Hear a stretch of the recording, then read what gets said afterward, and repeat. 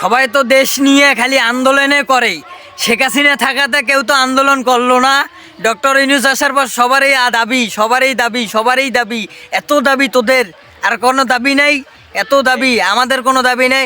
আমরা তো মুসলমান, রোডে একটাও নামি নেই আমাদের দাবির জন্যে। তোদের এত দাবি কেন? শহরের বাচ্চারা খালি এটা দাবি, সেটা দাবি, এটা দাবি।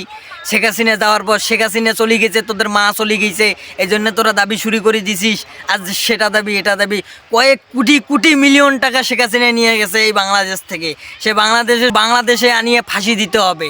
ডক্টর ইউনূসের কাছে আমার এই একটাই আবদার, সে যদি বাংলাদেশে আসিয়া যদি ফাঁসি যদি না দেওয়া হয়েছে তাকে, তাইলে মনে করেন যে তার ইন্ডিয়ার থেকে টানি ছেঁচড়ে হইলেও নিয়ে আসতে হবে। সে ইন্ডিয়ার থাকি যত কিছু করতেছে এগুলো আর কি বলার মতো না, মানে করার মতো না।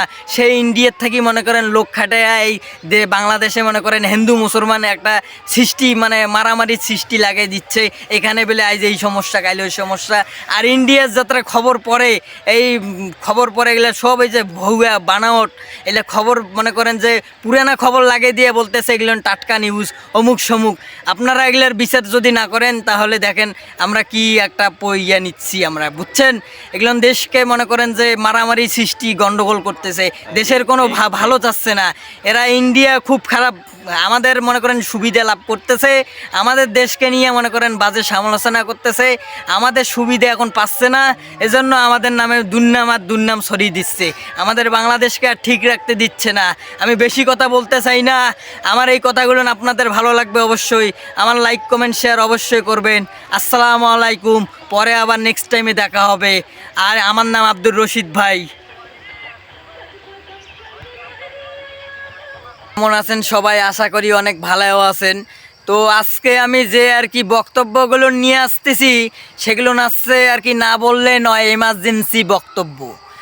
আসলে আমাদের দেশের যে মনে করেন যে এই ইলিশ মাছ, এই গ্যাস, এগুলো মনে করেন সব ইন্ডিয়ায় যায়, অথচ আমরা ঠিকভাবে খাইতে পারি না, কিনতে পারি না, এত জিনিসপাতির দাম। তাও মনে করেন যে সবারে গায়ে লাগে আমরা নাকি ভালা না। ইন্ডিয়া আমাদের মসজিদ ভাঙি ফেলাচ্ছে, আরও একটা মসজিদ ভাঙার পরিকল্পনা করতেছে। আপনারা মুসলমানগুলো একত্রিত হইতে পারেন না, এগুলোকে পিটাইতে পারেন না ধরিয়া? আমি তো ভাই আমার মেজাজটা মাঝে মাঝে গরম হয়ে যাচ্ছে। দেশের সরকার এখনও কিছু রিমান্ডে নিচ্ছে না কেন? আর শেখ হাসিনা তো ওইটা একটা কি আর কব মুখ দিয়া, গাইলের মতন কোনো স্কোপ নাই। কেন সে মাঝাতি গাইলে যাবে না? শেখ হাসিনা কি করছে? শেখ হাসিনা তো শুধু ইন্ডিয়ার পক্ষে।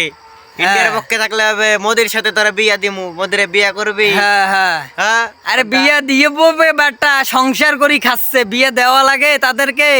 দেখ যে অটোমেটিক তার পেটে বাচ্চাও চলে এসেছে, বোকা সুদা কোয়া লাগে। শোন, শেখ হাসিনা আমগোর সাথে পাবেন, আমগোর সাথে মাতাচ্ছে। ডক্টর ইউনূস তো আছে আমাদের পাশে, বাংলাদেশে ঢুকলে ওরে খেলা দেখাই দিবে। একবারে বাংলাদেশে ঢুকলে ওর পাও ডেংরি ম্যাংরি সব কাটতে বেলায় মু আমরা দেখাই দেবো। বোকা চোদারা টাকা লইয়া পালাস, আমার দেশের টাকা লইয়া পালাস তোরা গুলা। আর আমাদের দেশের জিনিসপাতির দাম বাড়ে, আমাদের গ্যাসের দিয়ে সরকার ইন্ডিয়ার দেশ চালায় শেখ হাসিনা। তোর গোষ্ঠী মারি নিয়ে যায়, তোর রক্তে তো মনে কর যে ইন্ডিয়ার রক্ত। তোর বাপের গায়েও ইন্ডিয়ার রক্ত, তোর গায়েও ইন্ডিয়ার রক্ত। তোরা তো হিন্দুর জাত রে, তোরা হইছ হিন্দুর জাত। শেখ হাসিনা, তারপরে এই যে তোর যত ছাওয়া পাওয়া আছে, ঠিক আছে, এই তোর বাপ আছে না যেটাকে এই যে লটকে থুইস, এই লটকে থুইস, তোর নাম জানি কি রে? শেখ মুজিব। শেখ মুজিব জুতে খুল, পিঠে লাগবে। শেখ বাপ একটা সাপ পুষি গেছে, অজাত সাপ। এই সাপটা মারে নাই, দুনিয়ার অজাত গুলা সাপক থুয়ে গেছে। এই সাপটা এখন বাঙালিক সবল দিতেছে। তোর মতো